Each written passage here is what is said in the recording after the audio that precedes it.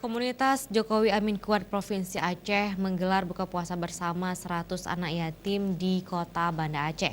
Buka puasa bersama tersebut berlangsung di salah satu rumah makan di kota Banda Aceh Selasa malam kemarin.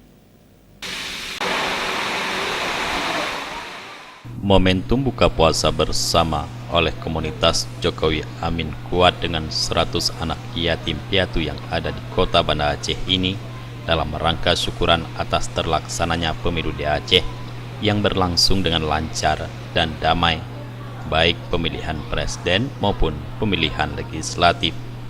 Dalam kesempatan tersebut, Ketua Kajak Aceh Iskandar mengatakan, momentum buka puasa bersama dengan anak yatim merupakan sebagai rasa syukur atas terlaksananya pemilu di Aceh berjalan lancar dan aman.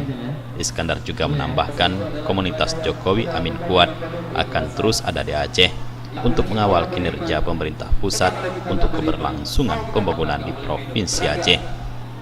Alhamdulillah telah berjalan dengan baik dan tidak ada keributan atau tidak ada hal yang sedikit konflik. Jadi alhamdulillah saya bersyukur, makanya saya berbagi dengan anak yatim di hari dan di bulan Ramadan ini. Selain buka puasa bersama anak yatim juga diikuti oleh seluruh anggota relawan Jokowi Amin Kuat. Buka puasa tersebut diisi dengan tausiah dan doa bersama. Abdul Hadi, Faisal, Aceh TV.